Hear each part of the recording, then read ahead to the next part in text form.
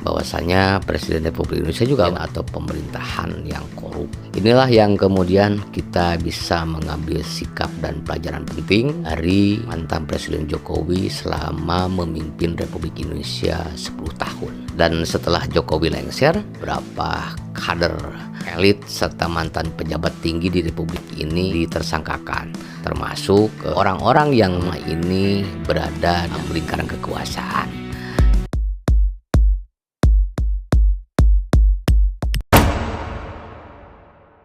Assalamualaikum warahmatullahi ta'ala wabarakatuh. Jumpa lagi di channel kesayangan kita, Sobat Ayah Channel dimanapun Anda berada. Mudah-mudahan para subscriber channel ini ya selalu sehat walafiat, tidak kurang dari satu apapun. Ada topik terbaru yang mau saya sampaikan. Sederet pemimpin dunia ya yang masuk dalam daftar tokoh paling korup tahun 2024 versi lembaga yang fokus di isu korupsi. Organisasi yang mengatasnamakan dirinya Organized Crime and Corruption Reporting Project atau OCCRP, termasuk ya salah satunya mantan Presiden RI ke-7 yaitu Joko Widodo. Ini tentu kabar yang kurang baik ya, dan tentu buat negara Indonesia juga ya yang selama satu dekade sudah dipimpin oleh Joko Widodo. Baik Sobat ASN, 5 pemimpin yang masuk daftar tokoh paling korup di dunia bareng Jokowi. Totalnya ada 6 pemimpin dunia masuk daftar tokoh paling korup tahun 2024 versi Organized Crime and Corruption Reporting Project ya, OCCRP. Jakarta, CNN Indonesia, sederet pemimpin dunia masuk dalam daftar tokoh paling korup tahun 2024 versi lembaga yang fokus di isu korupsi Organized Crime and Corruption Reporting Project OCCRP, termasuk Presiden RI ke-7 Joko Widodo. OCCRP merupakan organisasi jurnalisme investigasi terbesar di dunia. Lembaga independen itu merilis sederet finalis yang masuk Person of the Year 2024 untuk kategori kejahatan organisasi dan korupsi atau Person of the Year 2024 in Organized Crime and Corruption. Tahun ini ada 6 tokoh yang masuk daftar kategori ini, salah satunya Jokowi. Para tokoh ini masuk sebagai finalis berdasarkan voting terbanyak dari pembaca hingga jurnalis di dunia. Penentuan para finalis itu merupakan masukan dari publik, pembaca, jurnalis, dan pihak lain dalam jaringan global OCCRP. Kelima tokoh dunia yang ikut masuk dalam daftar pemimpin paling korup tahun 2024 adalah nama-namanya.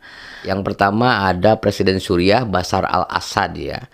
Kedua, Presiden Kenya William Ruto. Ketiga, Presiden Nigeria Bola Ahmed Tinubu. Keempat, mantan Perdana Menteri Bangladesh Sheikh Hasina. Yang kelima, pengusaha India Gautam Adani. Berdasarkan penilaian juri, titel Person of the Year 2024 ini Organized Crime and Corruption jatuh kepada Presiden Suriah Bashar al-Assad yang baru digulingkan milisi negaranya setelah 24 berkuasa dengan tangan besi dan kebrutalannya. Selain menjadi seorang diktator seperti ayahnya, Assad menambahkan dimensi kejahatan dan korupsi yang tak terbayangkan, menghancurkan kehidupan tak terhitung banyaknya orang, bahkan di luar perbatasan negaranya sendiri, kata Alia Ibrahim, salah satu pendiri Daraz.com yang menjadi juri dalam proyek ini. Kerusakan politik, ekonomi, dan sosial yang ditimbulkan oleh Assad baik di Suriah maupun kawasan sekitarnya akan membutuhkan waktu puluhan tahun untuk dipulihkan, paparnya menambahkan. Dalam pernyataannya, OCCRP lebih lanjut menyatakan penghargaan ini diberikan kepada mereka yang melakukan kekacauan di seluruh dunia melalui kejahatan terorganisasi dan korupsi. Dengan penghargaan ini, OCCRP bertujuan untuk mempromosikan akuntabilitas dengan menyoroti mereka yang dinilai telah melakukan yang paling banyak untuk mendukung korupsi dan kolusi politik yang sering menyertainya. Tahun lalu, penghargaan diberikan pada Jaksa Agung Guayo Konsul Poras. Di 2022, penghargaan diberikan kepada pemimpin tentara bayaran Rusia Yevgeny Prigozhin. Lalu ada Presiden Belarusia Alexander Lukashenko pada 2021. Presiden Brazil Bolsonaro 2020 dan Perdana Menteri Malta Joseph Muscat 2019 ya. Itu sobat ya tulisannya. Sobat Ayasana, kemudian kita bisa mengambil kesimpulan tentang mantan Presiden Republik Indonesia ini di mata dunia. CCRP melalui informasi yang diterima dari pembaca serta jurnalis ya yang dikumpulkan mengeluarkan hasil rilisan tersebut bahwasanya Presiden Republik Indonesia juga termasuk ke dalam presiden atau pemerintahan yang korup ya.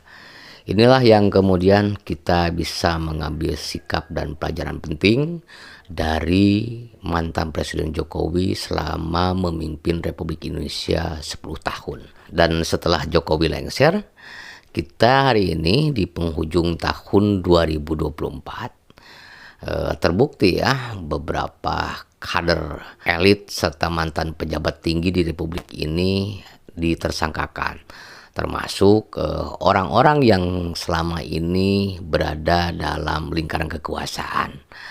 Ada nama-nama seperti Hasto Kristianto yang ditersangkakan oleh KPK ya, lalu mantan Menteri Menkumham ya, Yasona Lawli juga dijadikan saksi utama dan hari ini dicegah untuk bisa bepergian ke luar negeri.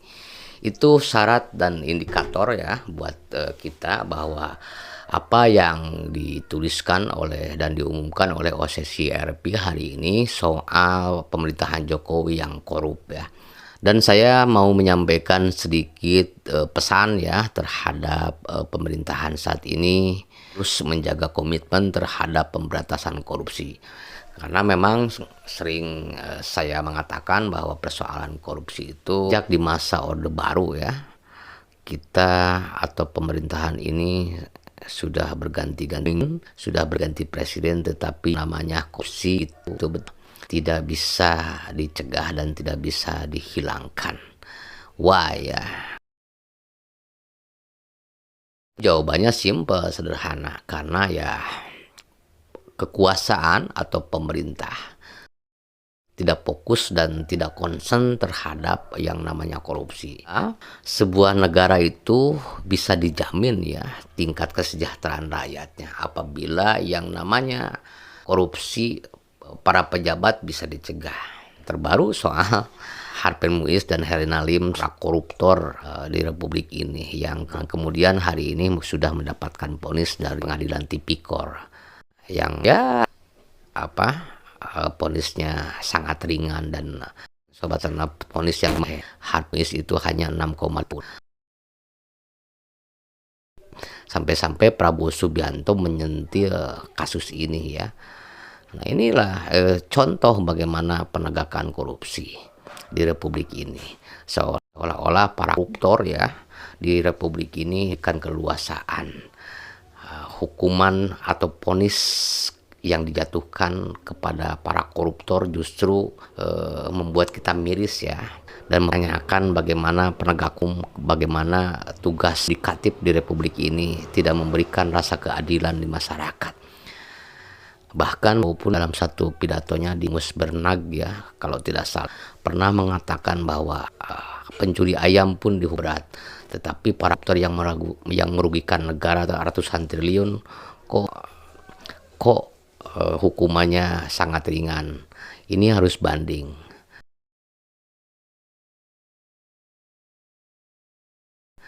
Itulah ya pernyataan sikap Prabowo Subianto yang tentu memberikan reaksi dan mengajak ya kepada publik bahwa korupsi ini betul-betul harus dihilangkan di Republik ini karena menjadi penyakit serta persoalan yang akut ya.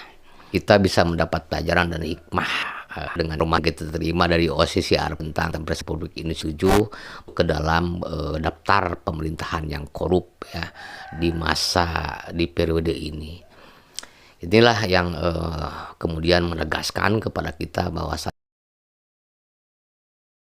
bahwasanya yang namanya tindakan korupsi itu betul-betul jadi akan yang harus dicegah dihilangkan. Bentuk undang-undang oleh DPR perampasan aset ya kepada pejabat apabila ditemukan korup. lalu dihukum berat-beratnya. Membuat kebijakan, membuat peraturan undang-undang yang ketat dan kemudian menjadi jera para pejabat yang mau berkorupsi. Ketika para pejabat yang mendapatkan kesempatan untuk berbuat melantin korupsi, berpikir ulang ya, karena hukumnya berat di Republik ini. Dan jangan seperti yang sudah diputuskan oleh Pengadilan Tipikor ini terhadap Harvey Muiz dan Helena Lim serta kawan-kawan, yang seolah-olah bisa ngambil seolah masyarakat bisa memberikan asumsi bahwasanya untuk koruptor, untuk para koruptor, untuk para pejabat yang korup di negeri ini tidak put ya, karena memang ya hukumannya pun juga ring ya, sebentar saja dan dendanya sedikit-sedikit saya. Itu kemudian kita bisa semakin menkada kita di masa pemerintahan Jokowi 10 tahun ternyata OCCRP berilis ya dan bermasukkan nama mantan Presiden Republik Indonesia. Ini semakin proklamasi dan tentu ketika kita flashback ke belakang bahwa pemerintahan Jokowi tingkat serta indeks persepsi korupsi kita tinggi ya, dan itu menekan. Hari ini OCCRP menegaskan ya bahwa Jokowi masuk ke dalam daftar 5 tokoh yang korup di dunia. Ya, harapan kita ke depan kan Prabowo Subianto bisa merubah, bisa betul-betul concern dan komit terhadap pemberantasan korupsi. Ya, Presiden Prabowo Subianto ya, jangan omon-omon saja akan memburu para koruptor ketika bersihkan orang lidah.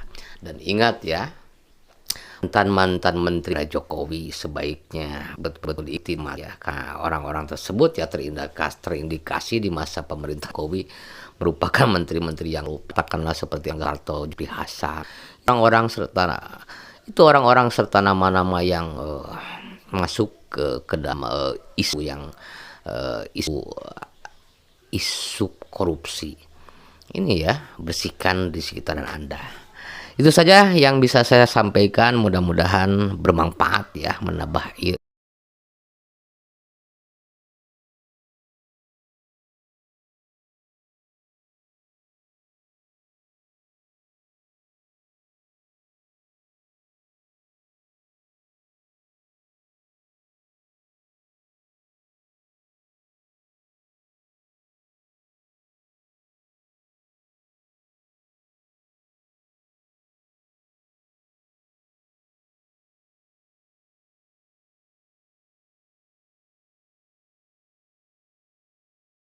wawasan serta informasi kita terhadap sosok Presiden Jokowi yang memimpin seluruh Indonesia.